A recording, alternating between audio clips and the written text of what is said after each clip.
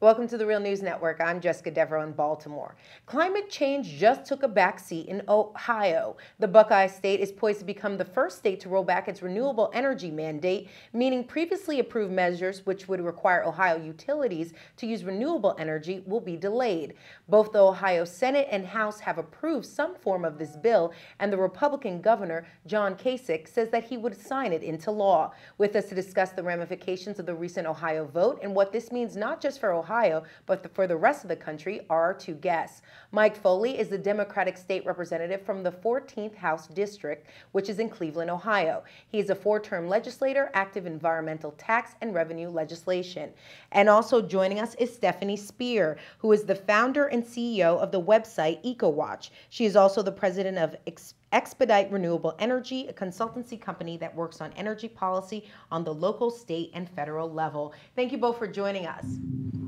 Thank you. Thanks for having us. So let's just jump right into this. Mike, you're a Democrat and you were actually against the bill. Can you just describe the significance of the vote? And was the vote split along party lines, or did members of your own party vote for the bill? Well, the bill stalls, freezes our efforts in Ohio to reduce carbon emissions in the atmosphere and to increase more energy efficiency into our electric system and renewable and advanced resources into our electrical system, our generation system of electricity. It passed out of the House 55 to 38, I think, yesterday. There were 2 Democrats in the House who voted for it, 7 or 8 Republicans who voted against it. As I said in my floor speech, I think it's the most self-destructive bill that I've dealt with in 8 years in the House of Representatives. And actually, this week was my 8th year anniversary of being a legislator in the House. So, we've had some bad legislation in Ohio. We had Senate Bill 5. We've had other pieces of legislation that have been bad. This more than any other bill disturbed me more than anything else because it reverses, it guts our ability to contribute to reducing climate change in this country, in this world. Stefanie, you were actually involved in having Ohio's renewable energy mandate passed. Can you just describe for us, because we don't have a sense of what's happening behind the scene, what forces are really pushing this sort of freeze for renewable energy standards? Yeah, so 6 years ago, Ohio passed SB 221. It was a really exciting day when Ohio finally passed its own energy bill, and it set into going a standard, a renewable portfolio standard that mandated 12.5% of our electricity by the year 2025 come from renewable sources. So we are really headed in the right direction. That, coupled with the Ohio Advanced Energy Fund, which was an incentive for renewable energy projects in the state, really set us on the right course toward creating green jobs, building the economy, and also protecting the environment. But unfortunately, partly due to change in our governor, a lot of other policies started to come into play. And as great of a day as it was in May of 2008, that's how upsetting yesterday was when SB 310 passed, diminishing, freezing the current RPS. The legislation is fatally flawed. It's a job killer. It fails to create market certainty, and it slows the progress of renewable energy projects in our state. So definitely the wrong direction for creating jobs, bettering our economy, and having a clean environment. Stefanie, I know you've written about this on your website, EcoWatch. What about ALEC? What role do they play? Yeah, so Ohio is not the only state that has been facing this. Unfortunately, Ohio is the first state that caved and actually passed an ALEC anti-RPS bill.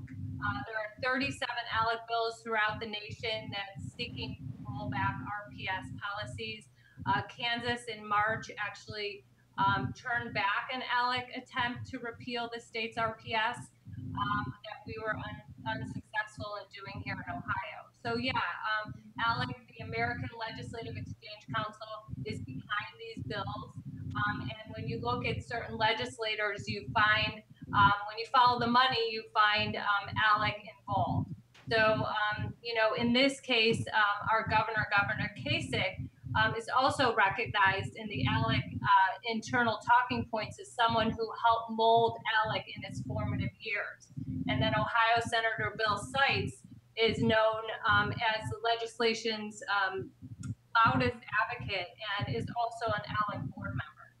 Mike, why are lawmakers like yourself being courted by members of ALEC? What do you think leaves politicians who are meant to serve the interests of the people end up serving the interests of big business? Because look, I think that I think groups like ALEC, the folks who have a lot of money and want to make more money, and who are frankly greedy and selfish, realized many years ago that there's a lot of money to be made at the state level. So, and state legislatures are important. Look, Ohio has a $60 billion biennium budget. That's a lot of money. That's a lot of resources that big corporations can play in and get access to. But look, we've got a responsibility in Ohio to fight back. And I'm upset that yesterday, while there was many of us who did fight back, and I think the environmental community did a strong job of advocating on behalf of the RPS standards, we lost yesterday, and it's really disturbing.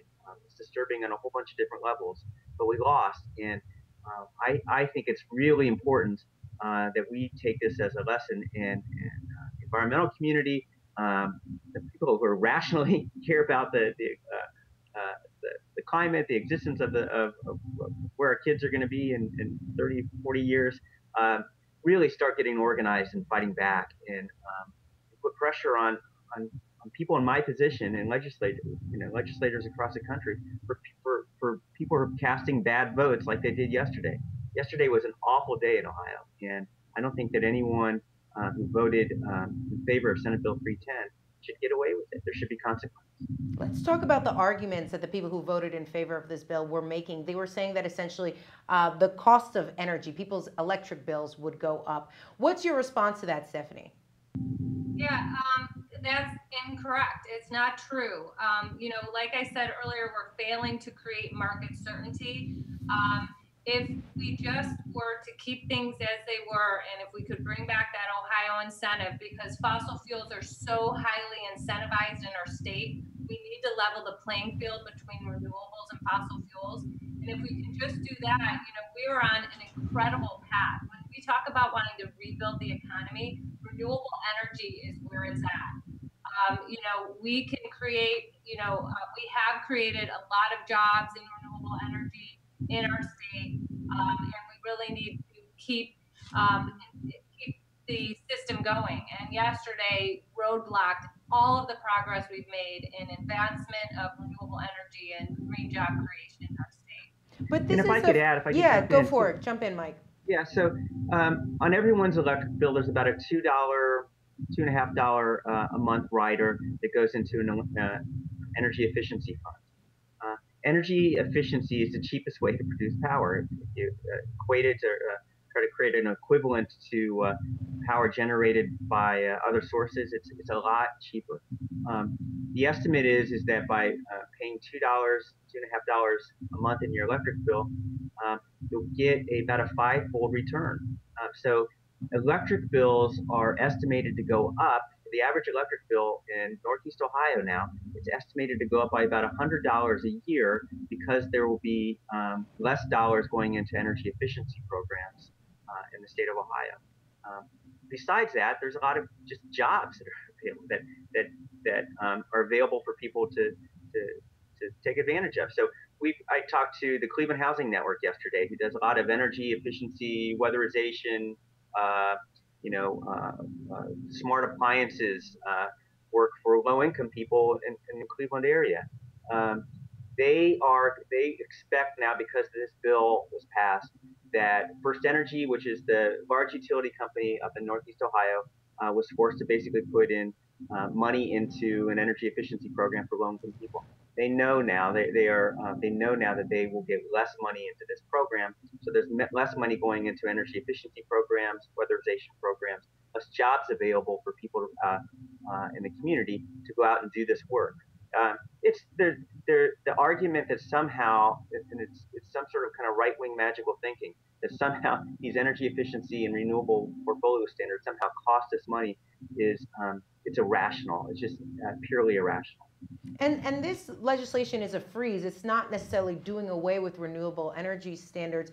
But Stefanie, are you concerned that this could spread to other states? And if it does or has that potential, what do you propose in terms of protecting this thing from going all over the country? Yeah, like I said, there's 37 ALEC bills throughout the nation seeking to roll back RPS standards. So the fact that one passed is not a good sign.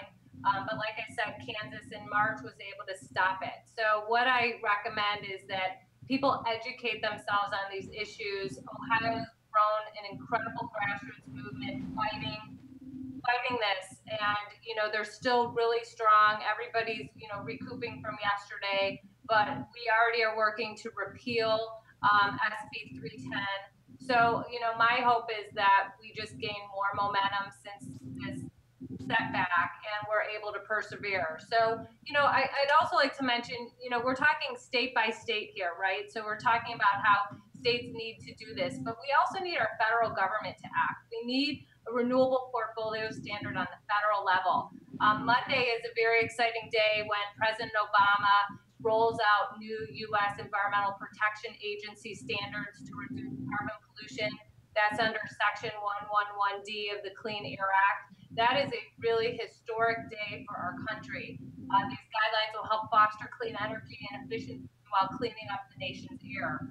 And it's just ironic that here Ohio would take such a step backward when the federal government's about to take a big step forward. What we're going to find in Ohio, because we're freezing the RPS, is we're going to have more difficulty keeping up to this federal standard. So, we need to just keep educating ourselves, our neighbors, our friends, our family. EcoWatch is an excellent resource for all this information. We really need to show how renewables do work. What they're trying to do is to make people believe they don't work. There's so much rhetoric out there, it's unbelievable. We can power our country from wind, from solar, from other renewable sources, and energy efficiency is a vital role in all of this. We need to use less and then generate from clean sources. And Mike, on a state level in Ohio, how do you plan to fight back? It's a good question, because I feel like after last night or yesterday's vote, I'm a little bit depressed, I got to tell you. I'm also angry and I'm mad, and I think that I